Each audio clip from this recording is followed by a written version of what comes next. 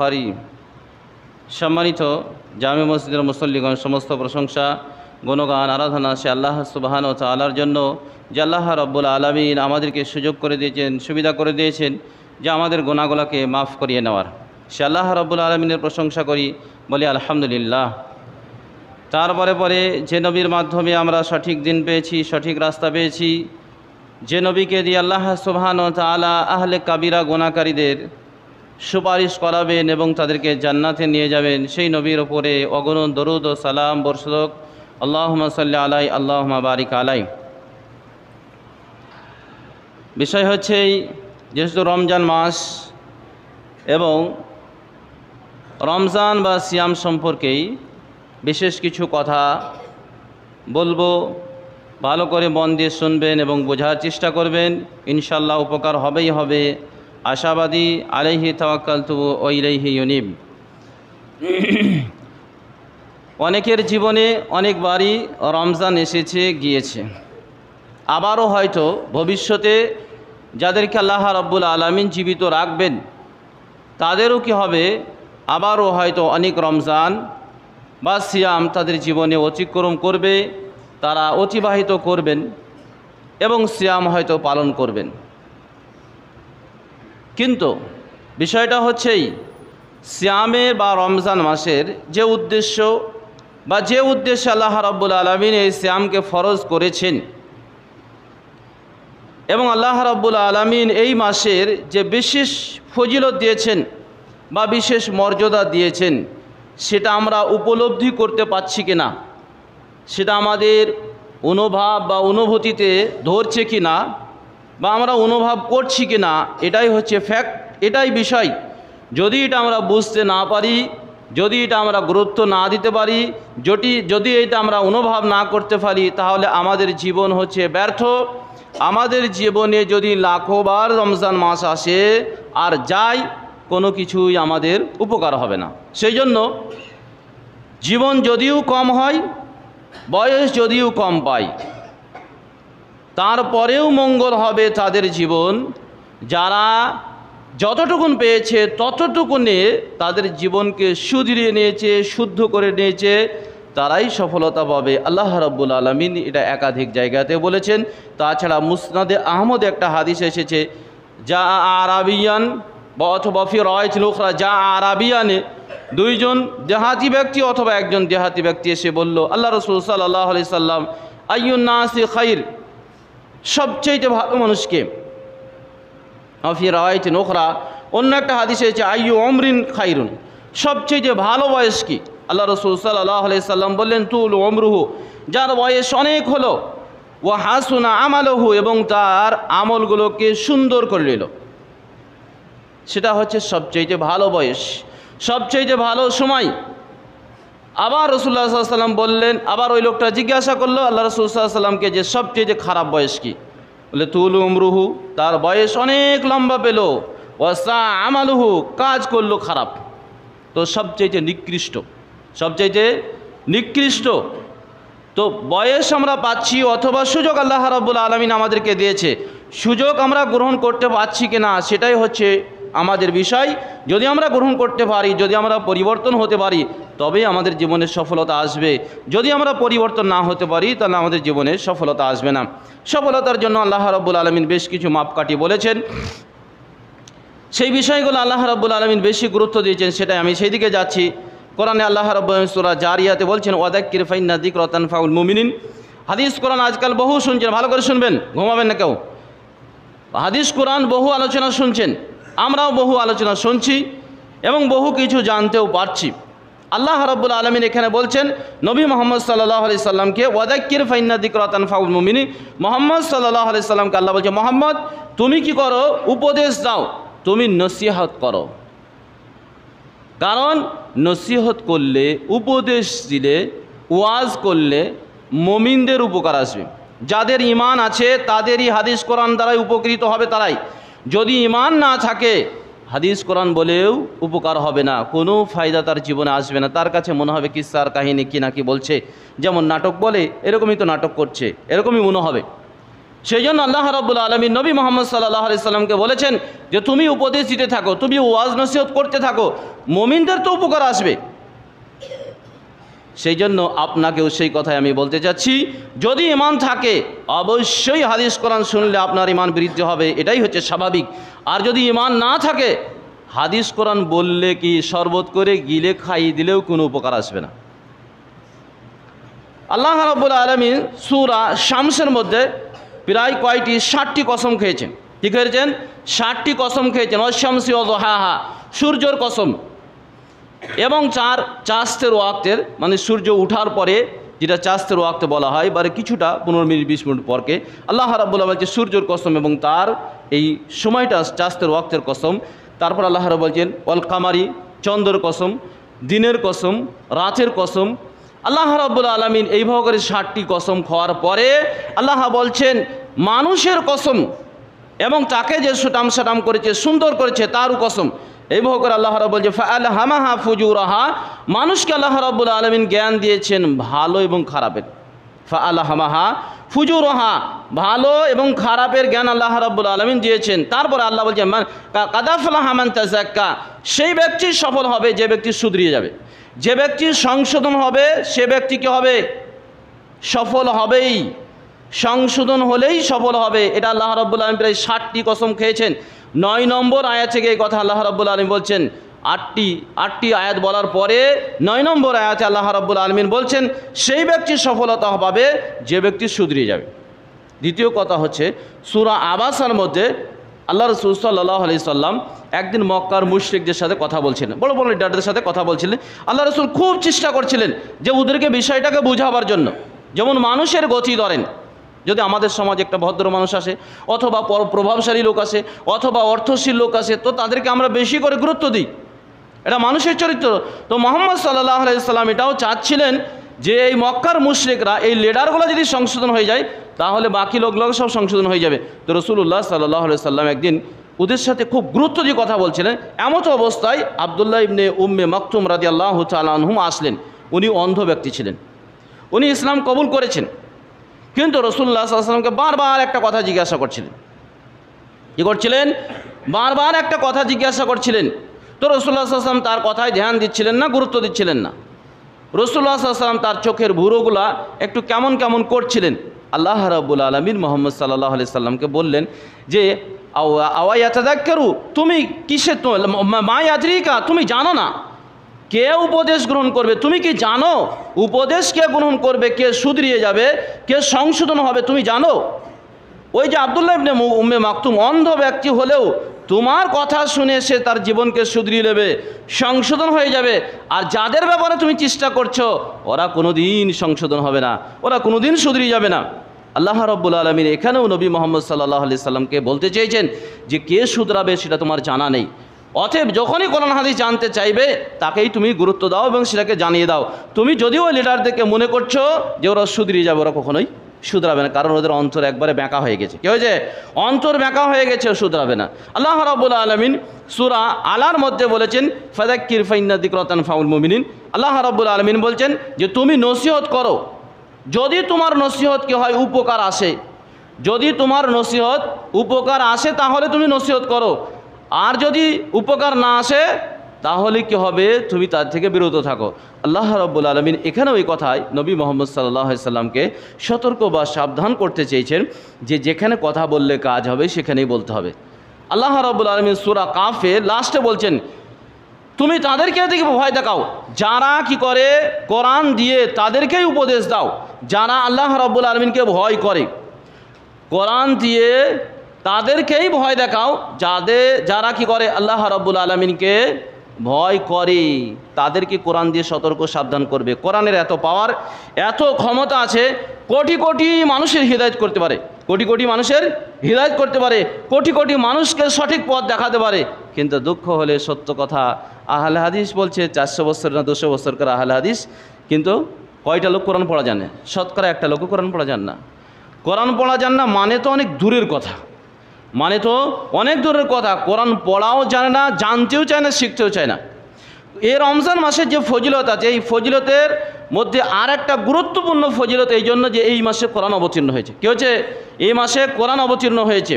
যাই হোক, এই যে কথাগুলো আমি এতক্ষণ বললাম, এই কথাগুলো বলার পিছনে মেন কারণ হচ্ছে এই রমজান আসে যায়, আপনারা মেলায় ওয়াজ শুনেন আর আলেমরা বলেও থাকে, কিন্তু সংশোধন কটা লোক হয়? সংশোধন কটা লোক হয়? যখনই রমজান যেদিনই শেষ হয়ে যাবে, যদি সকালবেলা আজকে ঈদ হয়ে গেল, সন্ধ্যাবেলায় আস্তে আস্তে অধিকাংশ লোক সব বেনামাজি হয়ে যাবে। কী হয়ে যাবে? অধিকাংশ সব বেনামাজি হয়ে যাবে। তাহলে এইভাবে করে তো সাহাবায়ে কেরামরা দিন বুঝেননি। দেখেন, দিন যদি ভুলভাবে বোঝা হয় কোনো উপকার আসবে না। দিন যদি ভুলভাবে বোঝা হয় কোনো উপকার আসবে না। আবেগ দিয়েও দিন বোঝা হয় না, অন্ধত্ব দিয়েও দিন বোঝা হয় না, নিজের মন মতনও দিন বোঝা হয় না। দিন বুঝতে গেলে সাহাবায়ে কেরাম রাদিয়াল্লাহু তাআলা আনহুম যেভাবে রাসূলুল্লাহ সাল্লাল্লাহু আলাইহি ওয়াসাল্লাম থেকে বুঝিয়েছেন সেইভাবে বুঝতে হবে। এখানে বেশিও চলে না, কমও চলে না, নিজের মন মতন চলে না, খুশি মতন চলে না। যত জাতি পথভ্রষ্ট হয়েছে, যত ফিরকা ইসলামের কথা বলা হয়েছে 73 ভাগে ভাগ হবে, তারা সবাই পথভ্রষ্ট হওয়ার মেন কারণ হচ্ছে কি জানেন? সব নিজের মতন ব্যাখ্যা করেছে, সব কোরআন হাদিস থেকে দলিল নিয়েছে, দলিল নিয়ে নিজের মতন করতে শুরু করে দিয়েছে। সেই জন্য আল্লাহ রাসূল সাল্লাল্লাহু আলাইহি সাল্লামকে আল্লাহ রাব্বুল আলামিন দিন দিয়েছেন। সাহাবায়ে কেরামরা দেখেছেন, সাহাবায়ে কেরামরা যেভাবে বর্ণনা করেছেন, যেভাবে তারা বাস্তবায়ন করেছেন, সেইভাবে বাস্তবায়ন করলে তবে জীবনের পরিবর্তন আসবে, তবে আল্লাহর কাছে গ্রহণযোগ্য হবে, নইলে কিন্তু আল্লাহর কাছে গ্রহণযোগ্য হবে না। আমি যা মন গেলাম খানিক ইবাদত করে নিলাম, খানিক কিছু করে নিলাম, ওইভাবে করা কিন্তু দিন নয়। আর আমরা এমন একটা দেশে বসবাস করি যারা ঈশ্বরের ব্যাপারে, আল্লাহর ব্যাপারে, রবের ব্যাপারে সবচেয়ে বেশি প্রতারিত। সবচেয়ে পৃথিবীতে মূল মোটামুটি 4টি জাতি আছে: ইহুদি, খ্রিস্টান, মুসলিম আর মুশরিক, যাদেরকে আমরা হিন্দু বলি। এরা সবচেয়ে আল্লাহ রাব্বুল আলামিনের ব্যাপারে প্রতারিত, কারণ এরা আল্লাহ বা ঈশ্বর এরা বুঝেই না। ভারতবর্ষে যারা আছে তারা তো একবারে জাহেল, আল্লাহ সম্পর্কে কোনো ধারণাই নেই এদের। মক্কার মুশরিকদের তাও কিছুটা ধারণা ছিল, তারপরেও আল্লাহ তাদেরকে একাধিক জায়গায় জাহেল বলেছে।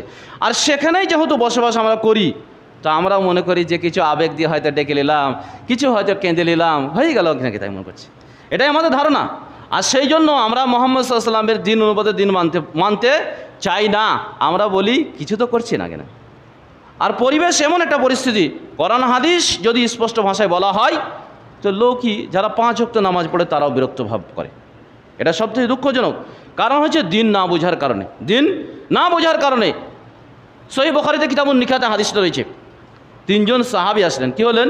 3 জন সাহাবী আসলেন, এসে বলছে ফালা আতাযাওয়াজ, একজন বলছে আমি বিবাহ করব না, সারা জীবন ইবাদত করব। একজন বলছে ফালা আরকুদ, আমি রাত্রিতে ঘুমাবো না। একজন বলছে ফালা আতআম, আমি খাবার ফালা আনাম, আমি রাত্রিতে ঘুমাবো না। তো এইভাবে করে আরেকজন বলল ফালা আফতুর, আমি ইফতার করব না, শুধু সারা জীবন রোজা করব। তো রাসূলুল্লাহ সাল্লাল্লাহু আলাইহি ওয়াসাল্লাম আসলেন, আসার পরে বললেন যে তোমরা কি বলছিলে? বললে আমরা এই বলছিলাম। তো রাসূলুল্লাহ সাল্লাল্লাহু আলাইহি ওয়াসাল্লাম বললে দেখো, ইন্নী আলামু বিল্লাহ, আমি আল্লাহকে সবচেয়ে ভালো জানি, ওয়া আতকা লিল্লাহ, এবং আল্লাহকে সবচেয়ে বেশি ভয় করি। আমি রাত্রিতে নামাজও পড়ি, আবার রাত্রিতে ঘুমিয়েও থাকি। আমার স্ত্রীও আছে, আমি দুনিয়াও করি এবং কি করি? আল্লাহর ইবাদত করি। আমি মাঝে মাঝে রোজাও করি, আবার কি করি?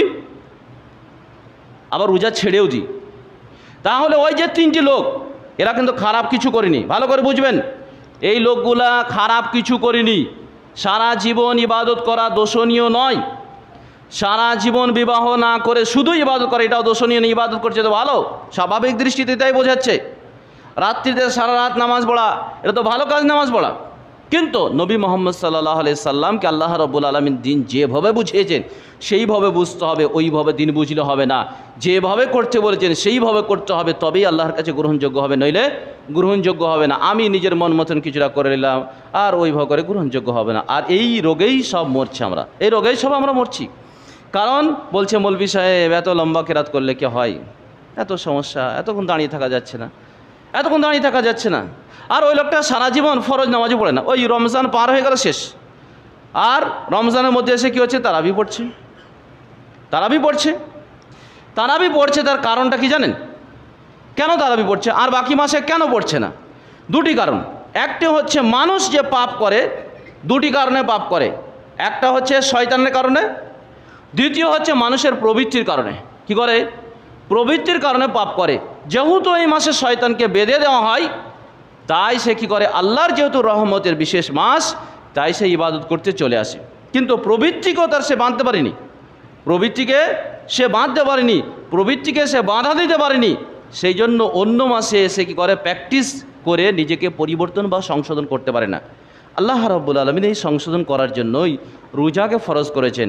আল্লাহ রাব্বুল আলামিন বলেছেন, ইয়া আইয়ুহাল্লাযীনা আমানু, এ ঈমানদাররা, কুতিবা আলাইকুমুস সিয়াম, তোমাদের উপরে রোজাকে ফরজ করা হয়েছে, যেমন পূর্বেকার জাতিদের উপরে রোজা ফরজ করা হয়েছিল, সিয়াম ফরজ করা হয়েছিল, লাআল্লাকুম তাত্তাকুন, যাতে করে তোমরা পরেজগার হবে, সংযত হবে, আল্লাহ ভীতি তোমাদের মধ্যে আসবে। অবশ্যই তোমাদের ভিতরে আল্লাহ ভীতি আসবে। কে বলছেন? আল্লাহ রাব্বুল আলামিন।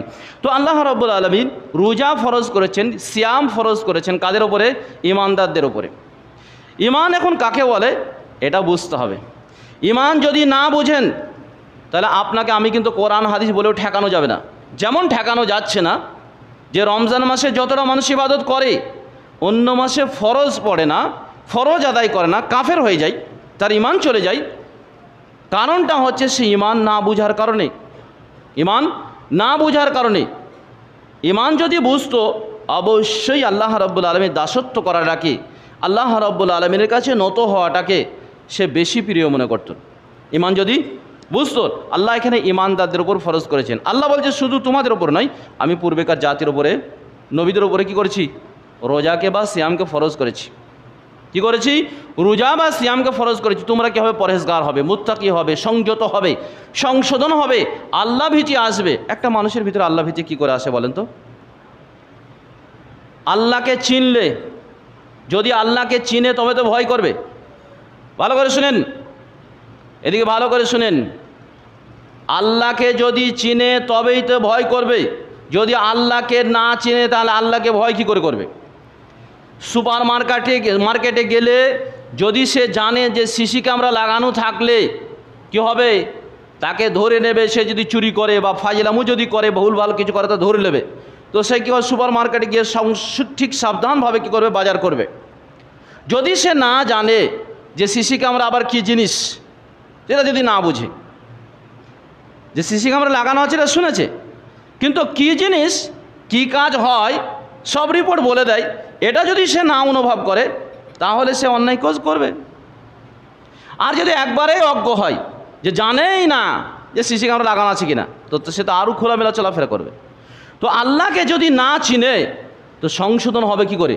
আল্লাহ সম্পর্কে যদি জ্ঞান না থাকে, আল্লাহর ক্ষমতা কোথায়, কতটা পাওয়ার আছে, কতটা শক্তি আছে, কতটা মর্যাদা আছে। যেমন ইহুদিরা অনেক কিছুই মুখে বলতো, জানেন। এক পাদ্রী এসে বলছে, ইয়া মোহাম্মদ অথবা ইয়া আবুল কাসিম, এই মোহাম্মদ অথবা ইয়া আবুল কাসিম। সহিহ মুসলিম হাদিস, আব্দুল্লাহ বিন মাসউদ রাদিয়াল্লাহু তাআলা বর্ণিত। বলছে আল্লাহ রাব্বুল আলামিনের এক আঙুলের মধ্যে কি আছে? জমিন আছে। এক আঙুলের মধ্যে আসমান আছে। এক আঙুলের মধ্যে গাছপালা আছে। এক আঙুলের মধ্যে সাইরুল খালাইক, সমস্ত সৃষ্টি জীব আছে। ও ইউ হাজরুহুন না, কখনো কখনো সেটাকে তিনি লড়িয়ে দিয়ে থাকেন, অথবা কিয়ামতের দিবস তিনি লড়াবেন এইগুলাকে। তো রাসূলুল্লাহ সাল্লাল্লাহু আলাইহি ওয়াসাল্লাম এই কথা শুনে আশ্চর্য হয়ে তার কথাকে সত্যায়ন করতে গিয়ে বললেন, ওমা কাদরুল্লাহ হাক্কা কাদরিহি, সূরা জুমার আয়াত পড়লেন, ওমা কাদরুল্লাহ হাক্কা কাদরিহি। কথা তো তুমি ঠিকই বলছো, কিন্তু সত্যিকারে আল্লাহর যে মর্যাদা দেওয়া দরকার, আল্লাহ রাব্বুল আলামিনের যে সম্মান দেওয়া দরকার, আল্লাহ রাব্বুল আলামিনের যে ইজ্জত দেওয়া দরকার, আল্লাহ রাব্বুল আলামিনকে যে মান সম্মান, তার কাছে যে বিনয় হওয়া দরকার ছিল, তার কাছে যে নত হওয়া দরকার ছিল, সেটা তোমরা করো না।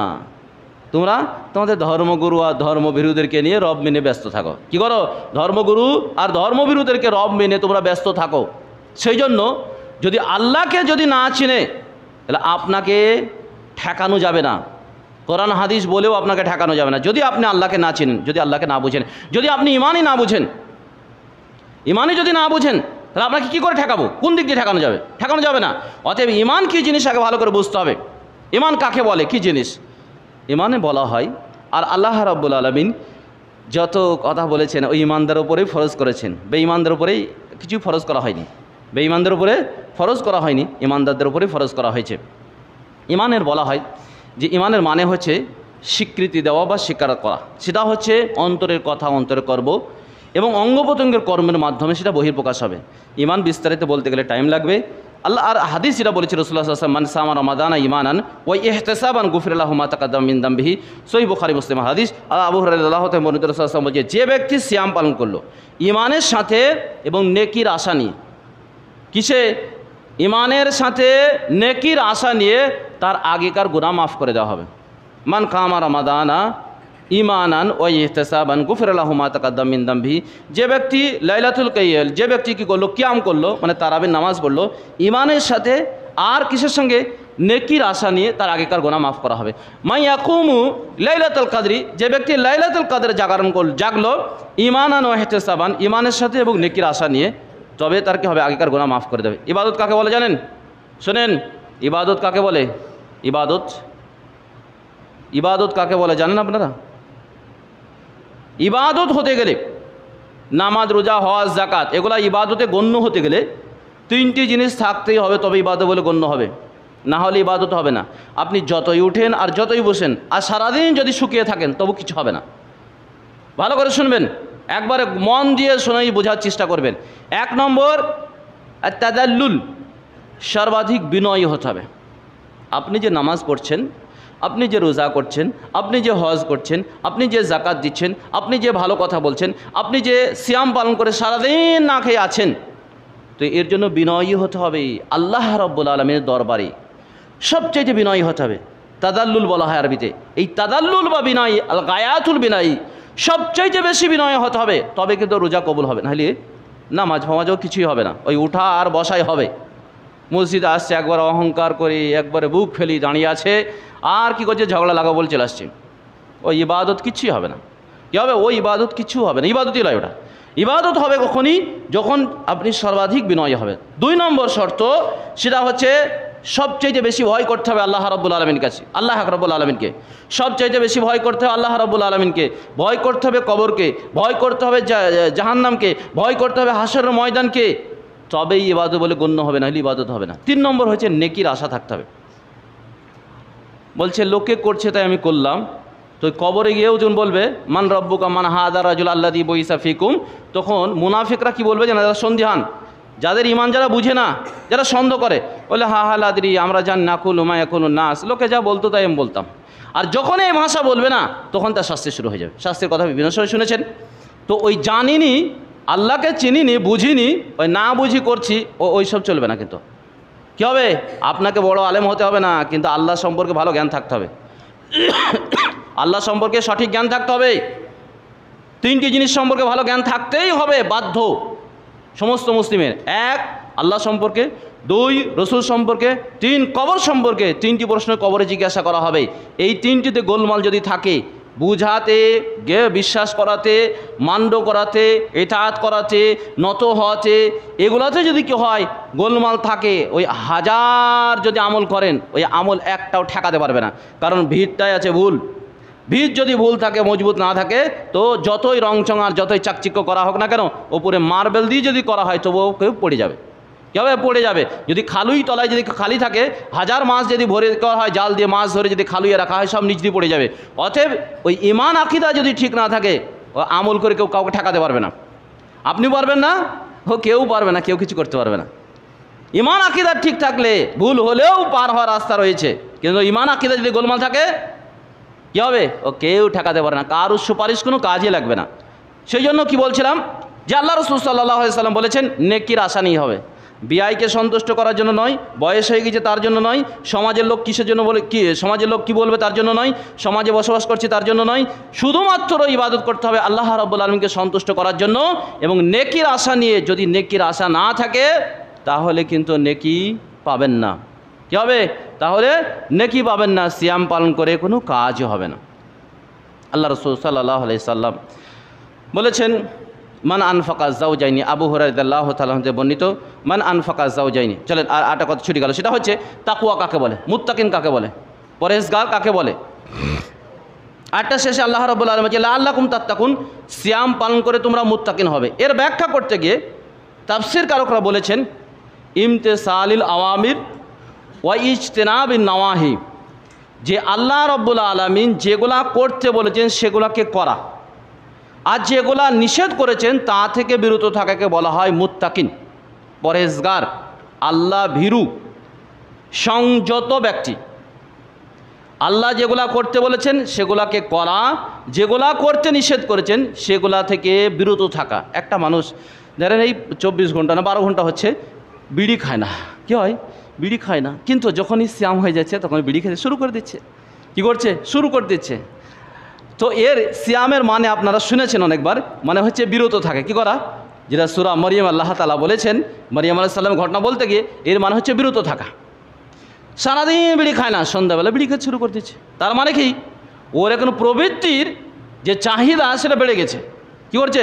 প্রবৃত্তির চাহিদা বেড়ে গেছে। ও এখনও মুত্তাকিন হতে পারেনি, পরহেজগার হতে পারেনি। প্র্যাকটিস চলছে, এগুলো প্র্যাকটিস করা হচ্ছে। এই প্র্যাকটিস করতে যদি গ্রহণ করতে পারে তাহলে সফলতা পেয়ে যাবে, আর যদি গ্রহণ করতে না পারে তাহলে সফলতা পাবে না।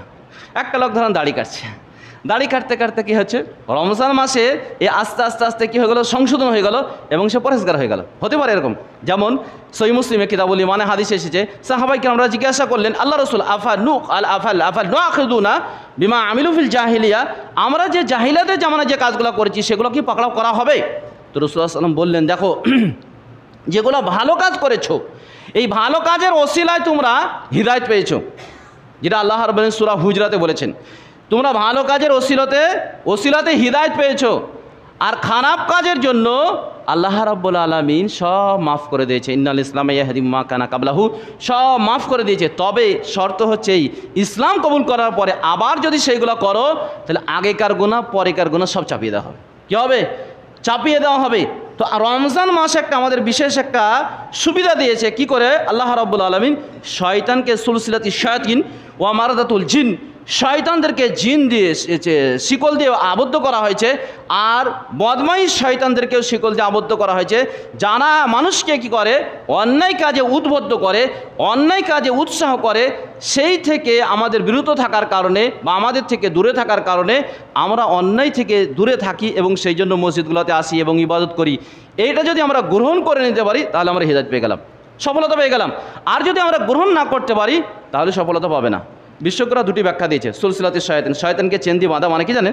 একটা সত্যিকার বেঁধে দেওয়া হয়, আর একটা অর্থই রূপক অর্থে বেঁধে দেওয়া হয়। মানে হচ্ছেই যে মানুষ যেহেতু এই মাসের আল্লাহর একটা বিশেষ রহমত হয়। অফতিহাতিল আবওয়াবুস সামা অফি রওয়ায়াতিল ফতিহাতি আবওয়াবুর রহমা, আল্লাহ রাব্বুল আলামিন আসমানের দরজাসমূহ খুলে দেওয়া হয় এবং কি করা হয়, রহমতের দরজাসমূহ খুলে দেওয়া হয়। যেহেতু রহমতের দরজা খুলে দেওয়া হয় বিশেষভাবে, সেই জন্য মানুষ কি করে, অন্যায় কাজ করতে উৎসাহ পায় না, আর শয়তানও অন্যায় কাজে উৎসাহ দিতে পায় না।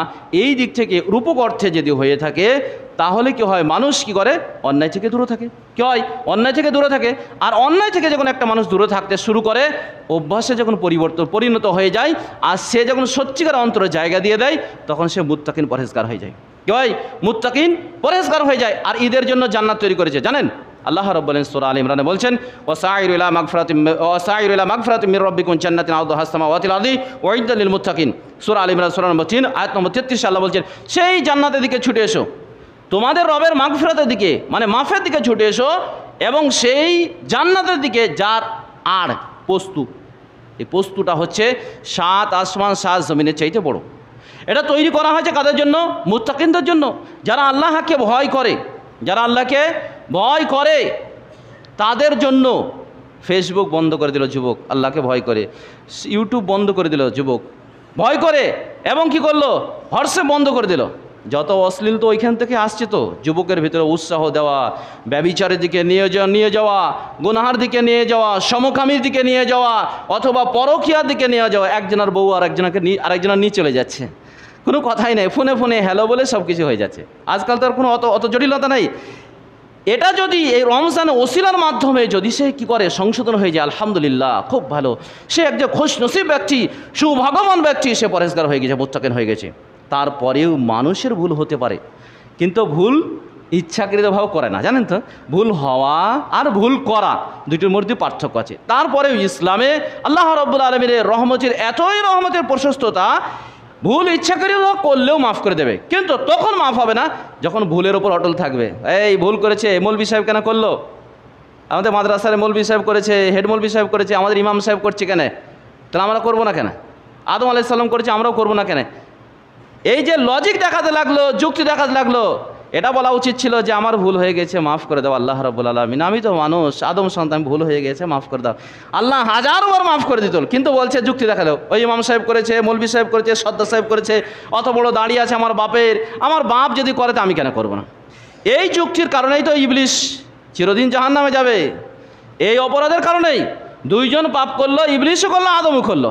একজনা ভুল স্বীকার করলো, জান্নাতে চলে গেল, আর একজনা কি করলো, ভুলের ওপর অটল, ভুলের ওপর অটল অহংকার করতে লাগলো যে আমি অমক অমক অমক হ্যান ত্যান, এই সেই মেলা যুক্তি দেখাতে লাগলো, যা বিভিন্ন সময় আপনারা শুনেছেন। তো এই যুক্তি দেখিয়ে পার করা যাবে না বেটা, এই যুক্তি দেখে পরিত্রাণ পাওয়া যাবে না। যদি পরিত্রাণ পেতে হয়, ভুল হওয়ার পরে আল্লাহ সুবহানাহু ওয়া তাআলার কাছে নত হতে হবে। আমাদের তো কোনো ক্ষমতাই নেই, পাওয়ারই নেই। 10 বার পায়খানা হলে সব শেষ, যত স্টাইল আর যত কেলি যা কিছু আমরা দেখাচ্ছি, 10 বার পায়খানা 10 বার বমি হলে সব হসপিটালে গিয়ে একবার ভর্তি হতে হবে। কার ক্ষমতা নেই লড়া, যত স্টাইল দেখাচ্ছে, চিরুনির কাছে আর আয়নার কাছে না, মোবাইলের কাছে যত দেখাচ্ছে সব কিছু শেষ হয়ে যাবে। সেই জন্য অবশ্যই পিছনে কথা স্মরণ রাখতে হবে, বুদ্ধিমানের কাজ এটাই যে আল্লাহ রাব্বুল আলামিন আমাকে জীবনের সুযোগ দিয়েছে পরহেজগার হওয়ার জন্য, মুত্তাকিন হওয়ার জন্য, আমার জীবনকে সংশোধন করার জন্য, আমার জীবনের পরিবর্তন করার জন্য। আমি একজন অজ্ঞ, জাহেল, নাদান, আল্লাহ রাব্বুল আলামিনের কদর না করা এরকম ব্যক্তি হয়ে যেন আমার মরণ না হোক, আমি আল্লাহ সুবহানাহু ওয়া তাআলার সম্মান যেন করতে পারি। আমরা যেন ওইরকম না হই, ওই জাহিলদের মতন যারা আল্লাহ রাব্বুল আলামিনের সম্মান করতে পারে না, আল্লাহ রাব্বুল আলামিনের কাছে নত হতে পারে না, যারা বিভিন্ন গাছপালা, নদী নালা, নেতা নেতৃত্ব, এঁদুর মাদর শুকুর সবার কাছে নত হতে পারে, কিন্তু আল্লাহ সুবহানাহু ওয়া তাআলার কাছে নত হতে পারে না। স্ত্রীর কাছে হয়, গার্লফ্রেন্ড, বয়ফ্রেন্ড, তারপরে আপনার খেলোয়াড়, সবারই কাছে নত হতে পারে, কিন্তু আল্লাহ সুবহানাহু ওয়া তাআলার কাছে নত হতে, আল্লাহ রাব্বুল আলামিনের কাছে বিনয় হতে তাদের লজ্জা লাগে। অতএব ভাই, এদিকে ওদিকে বিভিন্ন যুক্তি দেখিয়ে কোনো ফায়দা হবে না। এমন সত্তার নিচে আমরা রয়েছি, এমন সত্তার অধীনে রয়েছি, যার এদিকেও করলেও তিনি দেখতে পাবেন, ওদিকে করলেও দেখতে পাবেন, তিনার পিছনে সামনে উপর নিচে সব সমান, কোনো দিকেই কিছু করে আমাদের পার হওয়ার উপায় নেই। অতএব আল্লাহ রাব্বুল আলামিন আমাদেরকে বিশেষ সুযোগ দিয়েছেন, সুবিধা দিয়েছেন যে আমরা যেন মুত্তাকিন, পরহেজগার হয়ে যাই, সত্যিকারের দিনদার হয়ে যায়। বিশেষ করে এই মাস সংশোধন হওয়ার মাস, কোরআন শিকার মাস, কোরআন থেকে উপদেশ গ্রহণ করা মাস, এবং এই মাসে আমরা নিজেরা সংশোধন হয়ে বাকি মাসে যেন কম করে আল্লাহ রাব্বুল আলামিনের ফরজিয়াতগুলো আদায় করে আল্লাহর একজন বিনয়ী কৃতজ্ঞতা বান্দা হয়ে মুত্তাকিন হয়ে যেন মরতে পারি। আল্লাহ তুমি আমাদেরকে এই তৌফিক দান করো।